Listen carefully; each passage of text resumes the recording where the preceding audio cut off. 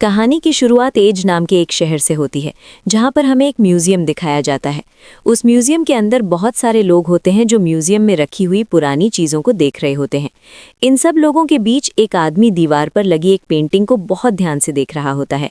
ये आदमी इस म्यूजियम का एक टूर गाइड है, जो यहाँ आने वाले लोगों को म्यूजियम में रखी हुई पुरानी चीज़ों के बारे में बताता है।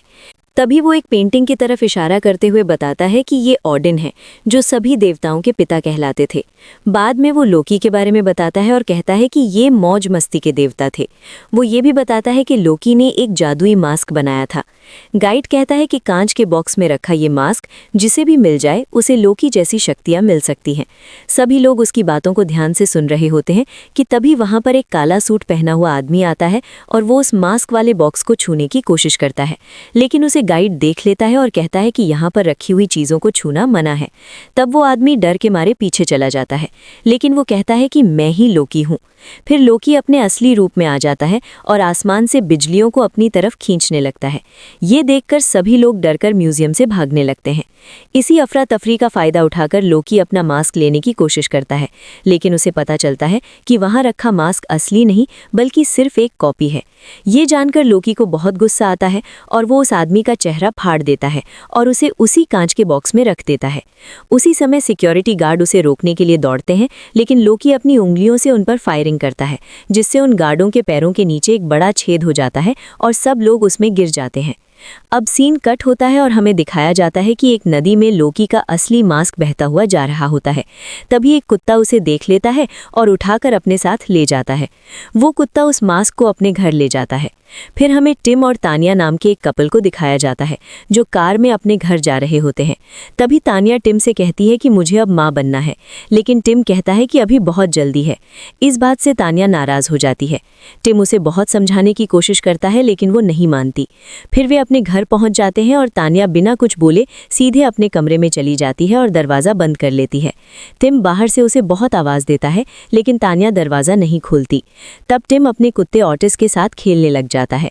थोड़ी देर बाद ऑटिस वही मास्क लेकर टिम के पास आता है, लेकिन टिम को समझ नहीं आता कि ये क्या है। अब सीन कट होता है और हमें लोकी के पिता को दिखाया जाता है, जो लोकी से बहुत नाराज़ होते हैं क्योंकि उन्होंने लोकी से कहा था कि वो जल्दी से उस मास्क को ढूंढ ले, क्योंकि अगर वो मास्क किसी गलत आदमी के हाथ लग गया तो बहुत बड़ी मुसीबत आ जाएगी। बाद में टिम अपने ऑफिस में होता है और अपने बॉस डैनियल से मिलता है, जो एक मशहूर एनिमेटर है। टिम उसे एक नया आइडिया बताने की कोशिश करता है, लेकिन वो उसे इम्प्रेस नहीं कर पाता। दिन खत्म होने के बाद टिम घर लौटता है और तानिया से माफ़ी मांगने के लिए उसे एक गिफ्ट देता है। इसके तुरंत बाद टिम को अपनी कंपनी की हैलोवीन पार्टी में जाना पड़ता है, लेकिन उसके पास पहनने के लिए कोई कॉस्ट्यूम नहीं होता। तब तानिया उसे सलाह देती है कि वो हॉटिस के लाए हुए उस मास्क का इस्तेमाल कर ले, क्योंकि उसके पास कोई दूसरा ऑप्शन नहीं होता। टिम उसे अपने साथ ले जाने का फैसला कर लेता है। पार्टी में पहुंचकर वो मास्क पहन लेता है और जैसे ही वो उसे पहनता है, वो मास्क उसके चेहरे से चिपक जाता है। पल भर में टिम उस मास्क में बदल जाता है, एक ऐसा प्राणी जिसके पास लोकी जैसी शक्तियां होती हैं। टिम बड़े ही भड़कीले अंदाज में पार्टी में पहुंचता है, लेकिन वो जल्दी ही देख लेता है कि वहां मौजूद सभी लोग बोर हो रहे हैं। अपनी नई शक्तियों का इस्तेमाल करते हुए वो सीधे स्टेज पर कूद जाता है और पूरी पार्टी को एक शानदार शो में बदल देता है। ये देखकर सब लोग हैरान रह जाते हैं, खासकर उसका बॉस। पार्टी खत्म होने के बाद अभी भी मास्क के रूप में बदला हुआ टिम घर लौटता है और तानिया के साथ बाकी रात का मजा लेता है। अगली सुबह ऑफिस में सभी लोग टिम से पिछली रात पार्टी में किए गए उसके प्रदर्शन के बारे में बात करते हैं, लेकिन टिम को कुछ भी याद नहीं होता। उसे तब और भी हैरानी होती है जब उसका बॉस उसे अपने केबिन में बुलाता है। वो टिम से कहता है कि हैलोवीन पार्टी में दिखाए गए शो से प्रेरित होकर वो एक नया एनिमेशन आइडिया पेश करे। ये सुनकर टिम बहुत खुश हो जाता है और ये खुशखबरी तानिया को बताने के लिए तुरंत घर की तरफ भागता है, लेकिन तानिया को भी उससे एक ज़रूरी बात कहनी होती है। उसे शक होता है कि वो प्रेग्नेंट है। दोनों डॉक्टर के पास जाते हैं और वहाँ ये कंफर्म हो जाता है कि वे सच में माता पिता बनने वाले हैं। अचानक तानिया को उल्टी आने लगती है। डॉक्टर उसे उल्टी करने के लिए एक बर्तन देता है, लेकिन उसके मुंह से उल्टी की जगह साबुन के बुलबुले निकलने लगते हैं। फिर भी ये कपल अपनी सामान्य जिंदगी जीता रहता है, जब तक कि उनका बच्चा एलवी पैदा नहीं हो जाता। इस बीच लोकी अब भी मास्क की तलाश में लगा रहता है और खोजते खोजते एक गोदाम तक पहुंच जाता है। वहीं उसके पिता ओडिन दुकानदार के शरीर पर नियंत्रण कर लेते हैं और उसे चेतावनी देते हैं कि एक बच्चा मास्क की शक्तियों के साथ पैदा हुआ है। वो लोकी को आदेश देते हैं कि वो उस बच्चे को ढूंढे और जितनी जल्दी हो सके मास्क को वापस ले आए। अगले दिन टिम पूरे घर में उस मास्क को ढूंढता है क्योंकि उसे लगता है कि शायद वो उसके काम के लिए उसे प्रेरित कर सकता है। उसे ये नहीं पता होता कि ऑटिस ने उस मास्क को बाहर अपने नए डॉग हाउस में छिपा दिया है, क्योंकि बच्चे के आने के बाद उसका पुराना कमरा छिन गया था। मास्क न मिलने की वजह से टिम ऑफिस चला जाता है, जबकि तानिया घर पर रहकर छोटे एल्वी की देखभाल करती है। उसके साथ खेलते हुए तानिया एक गुब्बारा फुलाती है और उसी समय अचानक बच्चा भी अपना सिर गुब्बारे की तरह फुलाने लगता है। एल्वी अचानक फिर से सामान्य हो जाता है, लेकिन पास ही ऑटिस खड़ा होता है जो थोड़ा जलन महसूस कर रहा है क्योंकि एल्वी ने उसका कमरा ले लिया है और वो ये सब देख रहा होता है। इसी बीच लोकी एक मधुमक्खी में बदल जाता है और उस बच्चे को ढूंढने के लिए अस्पताल में घुस जाता है जो मास्क की शक्तियों के साथ पैदा हुआ है। वो रिसेप्शन पर बैठी महिला के पास जाता है, उसे अपने डंक से डराता है और फिर उसका रूप धारण कर लेता है। इसके बाद वो उसी दिन पैदा हुए सभी बच्चों की लिस्ट देखता है। अब इस जानकारी के साथ वो अपनी खोज शुरू कर देता है। उधर टिम को अब समझ आने लगता है कि पिता बनना कितना मुश्किल काम है। वो और तानिया बच्चे के रोने की वजह से कई रातों तक सो नहीं पाते और एक रात तो टिम इतना ज्यादा थक जाता है कि वो लगभग बच्चे को दूध की बोतल की जगह एक बल्ब भी दे देता है। सौभाग्य से एल्वी अपनी शक्तियों का इस्तेमाल करता है और टिम को जगा देता है, बिना टिम को ये समझ आए कि अभी क्या हुआ था। लेकिन अगली सुबह हालात और भी मुश्किल हो जाते हैं। तानिया टिम को बताती है कि उसे काम के लिए 1 हफ्ते के लिए बाहर जाना पड़ेगा। ये सुनकर टिम घबरा जाता है क्योंकि उसी हफ्ते टीवी नेटवर्क उसके नए कार्टून का ऑफिशियल प्रेजेंटेशन चाहता है। ये तारीख तानिया की यात्रा के साथ ही पड़ती है, जिससे टिम को बच्चे के साथ पूरी तरह अकेला रहना पड़ता है। टिम अपने बॉस से पूछता है कि क्या वो घर से काम कर सकता है ताकि वो एल्वी की देखभाल भी कर सके। उसका बॉस इसके लिए मान जाता है। फिर तानिया दोनों को अलविदा कहती है और टैक्सी में बैठकर चली जाती है। टिम काम करने की कोशिश करता है, लेकिन एल्वी रोना बंद ही नहीं करता। वो उसे चुप कराने के लिए हर तरह की कोशिश करता है, लेकिन कुछ भी काम नहीं करता। अगले दिन फिर एक और रात बिना सोए गुजर जाती है, जबकि उसका बॉस बार बार उसे ड्राइंग के बारे में दबाव देता रहता है। कई घंटों बाद तानिया फोन करके उनका हाल पूछती है।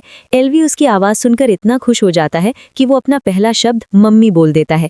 ये सुनकर टिम बहुत खुश हो जाता है और बच्चे से डैडी बुलवाने की कोशिश करता है, लेकिन एल्वी डैडी नहीं बोलता। वो फिर से मम्मी कहता है, लेकिन इस बार एक बड़े इंसान की आवाज में। ये देखकर टिम पूरी तरह डर जाता है। उधर लोकी अपनी लिस्ट में दिए गए बच्चों के घरों में जाना शुरू कर देता है। वो एक महिला के घर पहुंचता है और खुद को एक सेल्समैन बनाकर उसे एक नया वैक्यूम क्लीनर देता है। महिला उसका टेस्ट करने लगती है और तभी लोकी मशीन को चालू कर देता है, जिससे वैक्यूम उसे पूरी तरह अंदर खींच लेता है।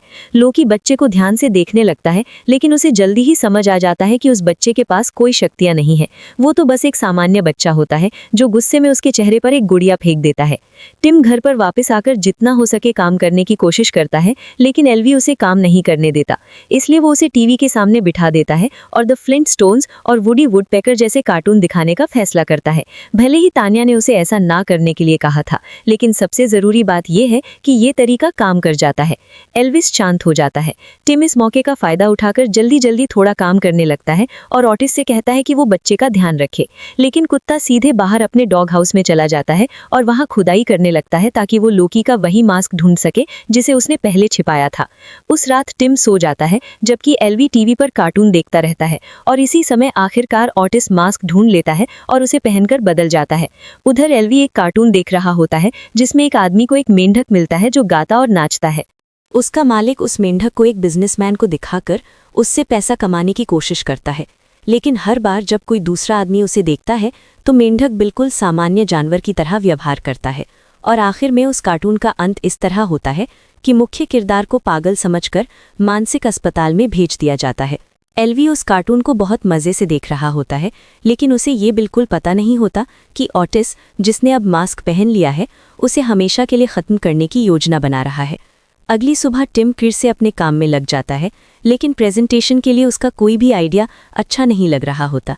उसी समय एल्वी अपने पिता के सामने उसी नाचते हुए मेंढक वाले कार्टून की नकल करने लगता है। टिम अपनी आंखों पर विश्वास ही नहीं कर पाता।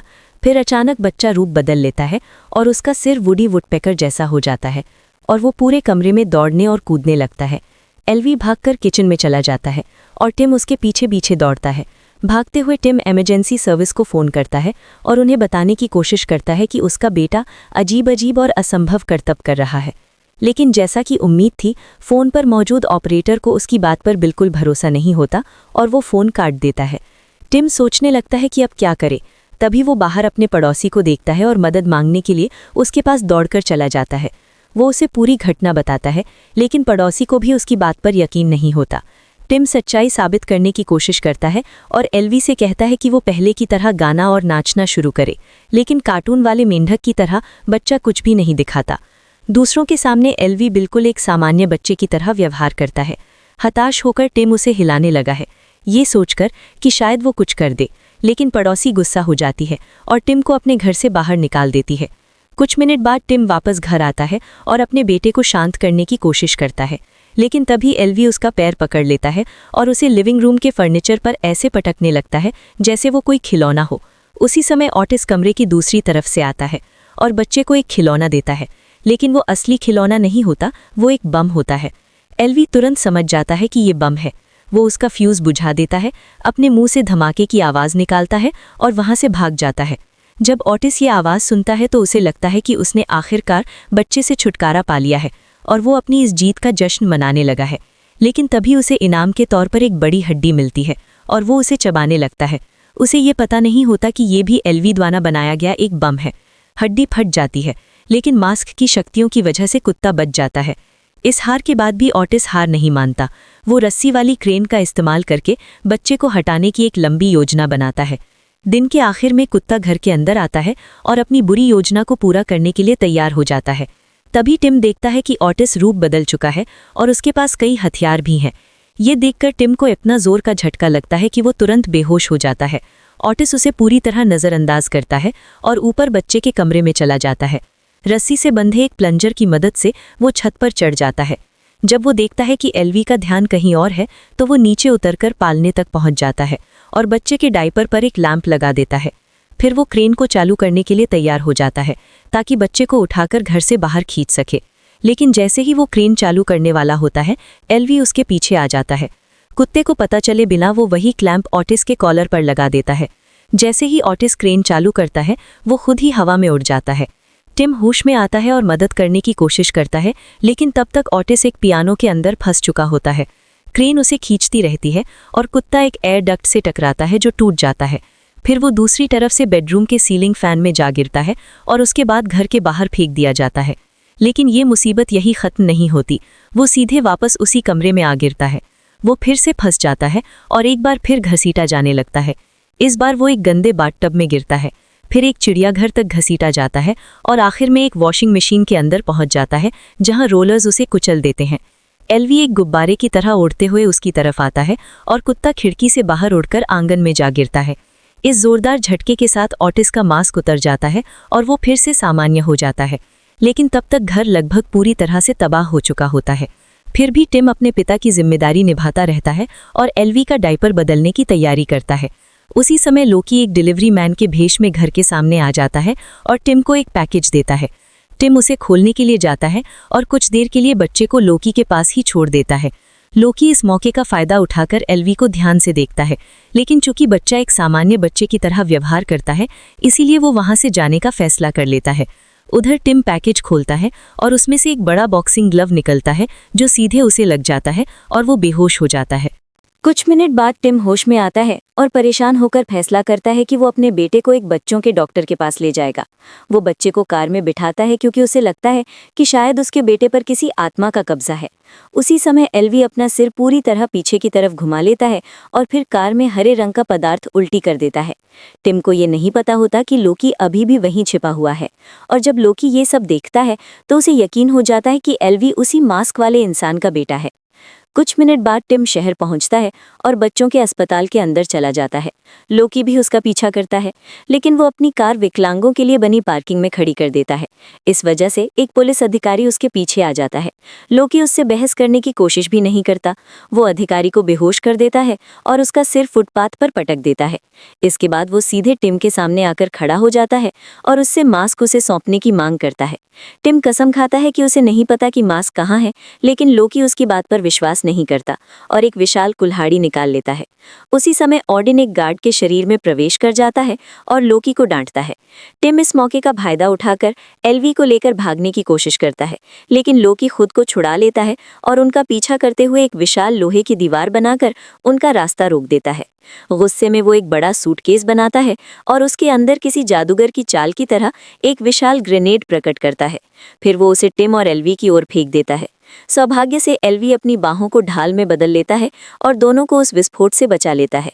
टिम अपने बेटे को देखकर हैरान रह जाता है, लेकिन लोकी अभी भी नहीं रुकता। वो अपने असली रूप में आ जाता है और एक बड़ा आग का गोला बना लेता है। जैसे ही वो उसे फेंकने वाला होता है, तभी अचानक ऑडिन हस्तक्षेप कर देता है। वो टिम के शरीर पर नियंत्रण कर लेता है और उसके शरीर से बिजली के झटके निकलते हैं, जिससे लोकी की दिव्य शक्तियां छिन जाती हैं। कुछ ही सेकंड बाद एलवी भी लड़ाई में शामिल हो जाता है। वो अपनी बाहों को रबर की तरह लंबा कर लेता है और लोकी को 2 कचरे के डिब्बों के बीच पटक देता है। इससे लोकी पूरी तरह बेहोश हो जाता है और एलवी उसे एक डिब्बे के अंदर फेंक देता है। अब लगता है कि खतरा टल गया है, लेकिन शांति ज्यादा देर तक नहीं रहती। टिम को उसके बॉस का फोन आता है, जो उसे अपना प्रोजेक्ट दिखाने के लिए स्टूडियो आने का आदेश देता है। घबराकर वो अपनी गोद में बच्चे को लेकर टीवी स्टेशन की तरफ भागता है। वहां पहुंचकर उसकी मुलाकात प्रोड्यूसर से होती है, लेकिन दिखाने के लिए उसके पास कुछ भी तैयार नहीं होता। इसलिए वे उसे तुरंत नौकरी से निकाल देते हैं और इमारत से बाहर फेंक देते हैं। बाद में टिम तानिया को फोन करता है और उसे बताता है कि उसके साथ क्या क्या हुआ। दिन कितना भी बुरा क्यों ना रहा हो, वो मानता है कि एलवी के साथ समय बिताने का मौका मिलने से वो खुश है। फोन पर बात करने के बाद पिता और बेटा कुछ पल शांति से बिताते हैं। टिम बच्चे को नहलाता है, उसे बिस्तर पर सुलाता है और दोनों सो जाते हैं। लेकिन उसी रात लोकी फिर से वापस आ जाता है। वो चुपके से घर में घुसता है और सीधे बच्चे के कमरे में चला जाता है। एलवी को पालने में देखकर वो दीवार पर अजीब निशान बनाता है और ऑडिन को बुलाने के लिए एक मंत्र पढ़ता है। वो बताता है कि बच्चा मास्क का असली बेटा है और ऑडिन से अपनी शक्तियां वापस देने की विनती करता है। ऑडिन मान जाता है, लेकिन उसे मास्क वापस लाने के लिए सिर्फ 1 घंटे का समय देता है और साथ ही उसके द्वारा मचाई गई तबाही को भी ठीक करने के लिए कहता है।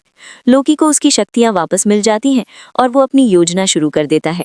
लेकिन तभी पड़ोसी वहां आ जाता है और टिम को आवाज देकर कहता है कि वो बूढ़ी औरत को घर से बाहर ले जाए।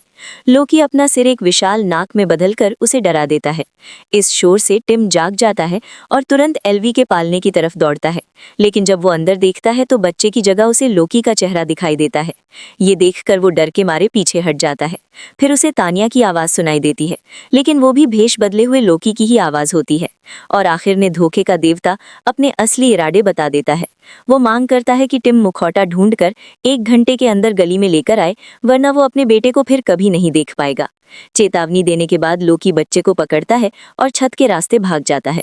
कुछ ही सेकंड बाद तानिया घर पहुंचती है और घर को पूरी तरह खंडहर जैसा पाती है। टिम, जो पूरी तरह घबराया हुआ होता है, गलती से उस पर हमला कर देता है, क्योंकि उसे लगता है कि वो भेष बदले हुए लोकी है। जब उसे समझ आता है कि वो सच में उसकी पत्नी है, तो वो माफी मांगता है और उसे सब कुछ बता देता है। लेकिन जाहिर है तानिया उसकी एक भी बात पर विश्वास नहीं करती। तभी पड़ोसी अपनी विशाल नाक के साथ वहां प्रकट होती है। ये देखकर तानिया को समझ आ जाता है कि टिन सच कह रहा था।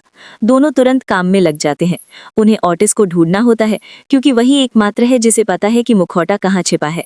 इस बीच ऑटिस ने फिर से मुखौटा पहन लिया होता है और पड़ोस के कुत्ते के साथ रोमांटिक पल बिता रहा होता है। टिम उसे ढूंढ लेता है और उसे एलवी को बचाने में मदद करने के लिए मना लेता है। ऑटिस मान जाता है, मुखौटा उतारता है और टिम को दे देता है। उधर गली में लोकी बच्चे के साथ खेल रहा होता है और अपनी शक्तियों को आजमा रहा होता है।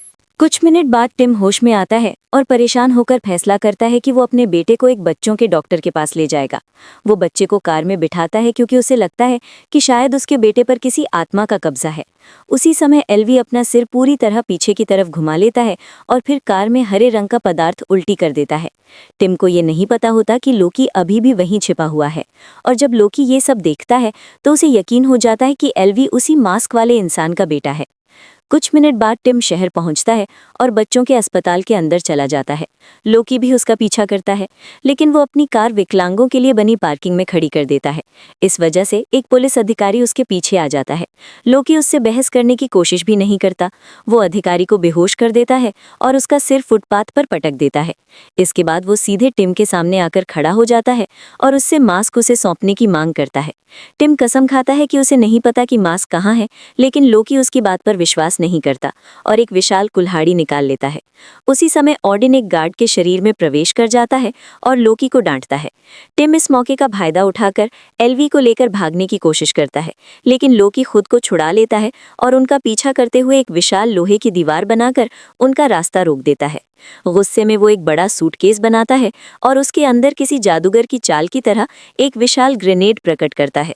फिर वो उसे टिम और एलवी की ओर फेंक देता है। सौभाग्य से एलवी अपनी बाहों को ढाल में बदल लेता है और दोनों को उस विस्फोट से बचा लेता है। टिम अपने बेटे को देखकर हैरान रह जाता है, लेकिन लोकी अभी भी नहीं रुकता। वो अपने असली रूप में आ जाता है और एक बड़ा आग का गोला बना लेता है। जैसे ही वो उसे फेंकने वाला होता है, तभी अचानक ऑडिन हस्तक्षेप कर देता है। वो टिम के शरीर पर नियंत्रण कर लेता है और उसके शरीर से बिजली के झटके निकलते हैं, जिससे लोकी की दिव्य शक्तियां छिन जाती हैं। कुछ ही सेकंड बाद एल्वी भी लड़ाई में शामिल हो जाता है। वो अपनी बाहों को रबर की तरह लंबा कर लेता है और लोकी को 2 कचरे के डिब्बों के बीच पटक देता है। इससे लोकी पूरी तरह बेहोश हो जाता है और एल्वी उसे एक डिब्बे के अंदर फेंक देता है। अब लगता है कि खतरा टल गया है, लेकिन शांति ज्यादा देर तक नहीं रहती। टिम को उसके बॉस का फोन आता है, जो उसे अपना प्रोजेक्ट दिखाने के लिए स्टूडियो आने का आदेश देता है। घबराकर वो अपनी गोद में बच्चे को लेकर टीवी स्टेशन की तरफ भागता है। वहां पहुंचकर उसकी मुलाकात प्रोड्यूसर से होती है, लेकिन दिखाने के लिए उसके पास कुछ भी तैयार नहीं होता। इसलिए वे उसे तुरंत नौकरी से निकाल देते हैं और इमारत से बाहर फेंक देते हैं। बाद में टिम तानिया को फोन करता है और उसे बताता है कि उसके साथ क्या क्या हुआ। दिन कितना भी बुरा क्यों न रहा हो, वो मानता है कि एल्वी के साथ समय बिताने का मौका मिलने से वो खुश है। फोन पर बात करने के बाद पिता और बेटा कुछ पल शांति से बिताते हैं। टिम बच्चे को नहलाता है, उसे बिस्तर पर सुलाता है और दोनों सो जाते हैं। लेकिन उसी रात लोकी फिर से वापस आ जाता है। वो चुपके से घर में घुसता है और सीधे बच्चे के कमरे में चला जाता है। एल्वी को पालने में देखकर वो दीवार पर अजीब निशान बनाता है और ऑडिन को बुलाने के लिए एक मंत्र पढ़ता है। वो बताता है कि बच्चा मास्क का असली बेटा है और ऑडिन से अपनी शक्तियां वापस देने की विनती करता है। ऑडिन मान जाता है, लेकिन उसे मास्क वापस लाने के लिए सिर्फ 1 घंटे का समय देता है और साथ ही उसके द्वारा मचाई गई तबाही को भी ठीक करने के लिए कहता है। लोकी को उसकी शक्तियां वापस मिल जाती हैं और वो अपनी योजना शुरू कर देता है। लेकिन तभी पड़ोसी वहां आ जाता है और टिम को आवाज देकर कहता है कि वो बूढ़ी औरत को घर से बाहर ले जाए। लोकी अपना सिर एक विशाल नाक में बदलकर उसे डरा देता है। इस शोर से टिम जाग जाता है और तुरंत एल्वी के पालने की तरफ दौड़ता है। लेकिन जब वो अंदर देखता है तो बच्चे की जगह उसे लोकी का चेहरा दिखाई देता है। ये देखकर वो डर के मारे पीछे हट जाता है।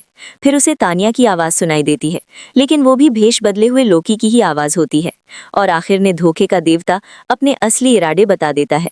वो मांग करता है कि टिम मुखौटा ढूंढकर 1 घंटे के अंदर गली में लेकर आए, वरना वो अपने बेटे को फिर कभी नहीं देख पाएगा। चेतावनी देने के बाद लोकी बच्चे को पकड़ता है और छत के रास्ते भाग जाता है। कुछ ही सेकंड बाद तानिया घर पहुंचती है और घर को पूरी तरह खंडहर जैसा पाती है। टिम, जो पूरी तरह घबराया हुआ होता है, गलती से उस पर हमला कर देता है, क्योंकि उसे लगता है कि वो भेष बदले हुए लोकी है। जब उसे समझ आता है कि वो सच में उसकी पत्नी है, तो वो माफी मांगता है और उसे सब कुछ बता देता है। लेकिन जाहिर है तानिया उसकी एक भी बात पर विश्वास नहीं करती। तभी पड़ोसी अपनी विशाल नाक के साथ वहां प्रकट होती है। ये देखकर तानिया को समझ आ जाता है कि टिम सच कह रहा था। दोनों तुरंत काम में लग जाते हैं। उन्हें ऑटिस को ढूंढना होता है, क्योंकि वही एकमात्र है जिसे पता है कि मुखौटा कहाँ छिपा है। इस बीच ऑटिस ने फिर से मुखौटा पहन लिया होता है और पड़ोस के कुत्ते के साथ रोमांटिक पल बिता रहा होता है। टिम उसे ढूंढ लेता है और उसे एल्वी को बचाने में मदद करने के लिए मना लेता है। ऑटिस मान जाता है, मुखौटा उतारता है और टिम को दे देता है। उधर गली में लोकी बच्चे के साथ खेल रहा होता है और अपनी शक्तियों को आजमा रहा होता है। वे दोनों एक वाइल्ड वेस्ट स्टाइल के द्वंद्व की कल्पना करते हैं। लोकी पहले एक नकली रिवॉल्वर से गोली चलाता है, जबकि एल्वी का हथियार असली निकलता है। वो लोकी को बिना चोट पहुंचाए गोली मार देता है, सिर्फ उसे डराने के लिए। लोकी इस मजाक पर हंसता रहता है। तभी वहां टिम और तानिया पहुंच जाते हैं। दोनों उससे कहते हैं कि वो बच्चे के बदले मुखौटा ले लो। लोकी इस सौदे के लिए मान जाता है, लेकिन आखिरी पल में वो अपना फैसला बदल देता है और एल्वी को अपने पास ही रखने का फैसला करता है। उसी समय ऑटिस उस पर झपटता है और उसे काट लेता है। इससे मुखौटा हवा में उड़ जाता है। टिम उछल कर उसे पकड़ लेता है, पहन लेता है और तुरंत अपने नकाब वाले रूप में बदल जाता है। लोकी भागने की कोशिश करता है, लेकिन टिम अपनी नई शक्तियों का इस्तेमाल करके अपनी कार को एक ताकतवर मशीन में बदल देता है। तानिया और ऑटिस भी उसके साथ उस कार में कूद जाते हैं। वे पूरी रफ्तार से आगे बढ़ते हैं और लगभग लोकी को पकड़ लेते हैं, लेकिन लोकी एक और चाल चलता है और एक लीवर घुमा देता है, जिससे सामने की सड़क विशाल लहरों की तरह ऊपर उठने लगती है। फिर भी टिम हिम्मत नहीं हारता और उसका पीछा करता रहता है। जब लोकी देखता है कि वो उनसे बच नहीं सकता, तो वो रास्ता बदलकर एक बॉक्सिंग रिंग की तरफ चला जाता है। वहां वो टिम को लड़ाई की चुनौती देता है। टिम ये चुनौती स्वीकार कर लेता है और दोनों एक दूसरे पर मुक्के बरसाने लगते हैं। जादू में ज्यादा अनुभव होने की वजह से लोकी उसे गिराने में कामयाब हो जाता है, लेकिन टिम पलटवार करता है और उसे एक सूटकेस से मार देता है। फिर टिम उस सूटकेस को बंद कर देता है जिसमें लोकी फंसा हुआ होता है और उसे समुद्र में फेंक देता है। जब सब कुछ शांत हो जाता है, तब टिम की मुलाकात तानिया से होती है, जिसने एल्वी को एक पिंजरे में बंद पाया था। तान्या उसे आज़ाद कर देती है और तीनों बाहर निकलने के लिए भागते हैं। अचानक लोकी द्वारा बनाई गई एक विशाल पेंसिल ईंट की दीवार से उनका रास्ता रोक देती है। ट्रिम कई खिलौना हथियारों से उस खलनायक पर हमला करने की कोशिश करता है, लेकिन लोकी अपनी जादुई पेंसिल से उन्हें फूलों में बदल देता है। इसके बाद लोकी एक विशाल पेंसिल से टिम पर वार करने की कोशिश करता है, लेकिन टिम एक बड़े पेंसिल शार्पनर का इस्तेमाल करके उसे पीस देता है। फिर भी पेंसिल के टुकड़े दोबारा जुड़ जाते हैं और लोकी फिर से सामने आ जाता है। ये देखकर कि ये लड़ाई कभी खत्म नहीं होगी, लोकी एक प्रस्ताव रखता है कि बच्चा खुद तय करे कि वो किसके साथ रहना चाहता है। लोकी चालों और खेलों से एल्वी को अपनी तरफ करने की कोशिश करता है। तभी टिम कुछ ऐसा करता है जिसकी किसी को उम्मीद नहीं होती। वो मुखौटा उतार देता है और अपने बेटे को पुकारता है। वो उसे बताता है कि उसकी वजह से वो एक बेहतर इंसान बन गया है और उसे उसका पिता होने पर गर्व है। ये सुनकर बच्चा पहली बार उसे पापा कहकर बुलाता है और लोकी की जगह टिम और तान्या को चुन लेता है। लेकिन लोकी अभी भी हार मानने को तैयार नहीं होता। वो उन सबको कुचलने के लिए एक विशाल हथौड़ा बुलाता है।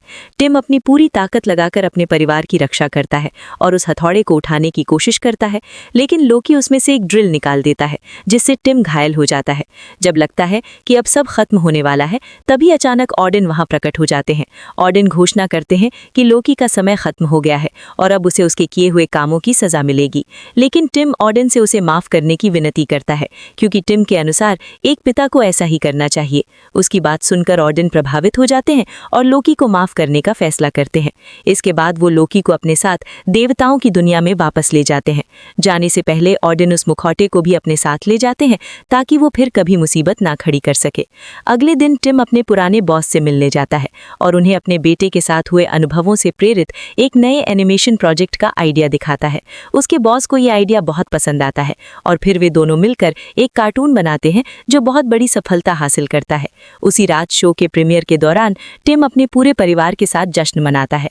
कुछ ही देर बाद तान्या बताती है कि वो फिर से गर्भवती है। ये खबर सुनकर टिम बहुत खुश होता है और इसी के साथ ये कहानी यहीं पर खत्म हो जाती है। वीडियो अच्छा लगा हो तो इसे लाइक और शेयर कीजिए। कमेंट करके बताइए कि आपको ये वीडियो कैसा लगा, और अगर आप हमारे चैनल पर नए हैं तो हमारे चैनल को सब्सक्राइब करके बेल आइकन जरूर दबाइए। मैं मिलता हूँ आपसे बहुत ही जल्द अगले वीडियो के साथ। शुक्रिया।